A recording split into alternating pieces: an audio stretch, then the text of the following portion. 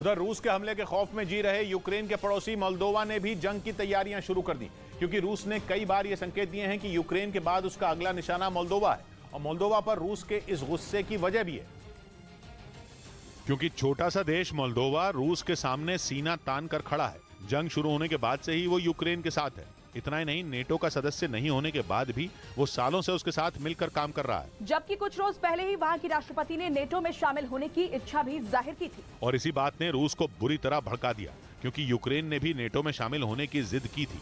माना जाता है कि इसी वजह से रूस ने यूक्रेन पर हमला बोल दिया और अब उसके निशाने पर मोल्दोवा भी आ सकता है, जिससे निपटने के लिए मोल्दोवा में तैयारियां भी शुरू कर दी गई। वहां से आए एक वीडियो में उसकी सेना के कई टैंक और बख्तरबंद गाड़ियां एक इलाके से गुजरती दिखाई दी, जो रूस के हमले से बचाव के लिए तैयारियों में जुट गई, क्योंकि मोल्दोवा को भी मालूम है कि देर सवेर वो पुतिन के गुस्से का शिकार बन सकता है। और ऐसा इसलिए क्योंकि यूक्रेन का यह पड़ोसी भी उसी की राह पर चल पड़ा है और नेटो जैसे एक बड़े संगठन का हिस्सा बनना चाहता है, ताकि रूस की रोज रोज की धमकियों से छुटकारा पाया जा सके। लेकिन उसकी ये चाहत ही उसके लिए बड़ा खतरा बनती जा रही है। रूस के विदेश मंत्री ने तो यहाँ तक कह दिया था कि मोल्दोवा अगला यूक्रेन हो सकता है, यानी अगर वो नेटो में शामिल होने की सोचेगा तो रूस उस पर भी मौत बरसा देगा। और उनके बयान ने मोल्दोवा के माथे पर पसीना ला दिया था। इसके साथ ही उसका डर इसलिए भी बढ़ गया क्योंकि रूस की सेना यूक्रेन के दक्षिणी और पूर्वी इलाके में मजबूत होती जा रही है और यूक्रेन के उसी हिस्से से मोल्दोवा की सीमाएं लगती हैं। रूस के कब्जे वाला मारियोपोल तो वहां से 700 किलोमीटर से भी कम दूरी पर है।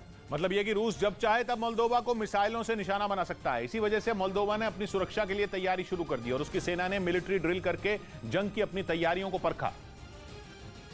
हालांकि मोल्दोवा की यह तैयारी उसी के एक हिस्से ट्रांसनिस्ट्रिया को पसंद नहीं आई, क्योंकि वहां रूस का समर्थन करने वाले अलगाववादियों का राज है। यूक्रेन और मोल्दोवा के बीच मौजूद ट्रांसनिस्ट्रिया के जरिए रूस ने पहले से ही मोल्दोवा की नाक में दम कर रखा है, क्योंकि रूस के समर्थन की वजह से ही ट्रांसनिस्ट्रिया में मौजूद अलगाववादी मोल्दोवा को आंखें दिखाते रहते हैं। और एक बार फिर उन्होंने मोल्दोवा की मिलिट्री ड्रिल को तनाव बढ़ाने वाला बता दिया। अलगाववादियों के मुताबिक मोल्दोवा सैन्य अभ्यास करके उकसाने वाला काम कर रहा है। इस धमकी को देखें तो आने वाले दिनों में मोल्दोवा पर खतरा और बढ़ सकता है। इधर दिल्ली के सादिक नगर इलाके के द इंडियन स्कूल में बम होने की खबर से हड़कंप मच गया। आनन फानन में स्कूल को खाली कराया गया।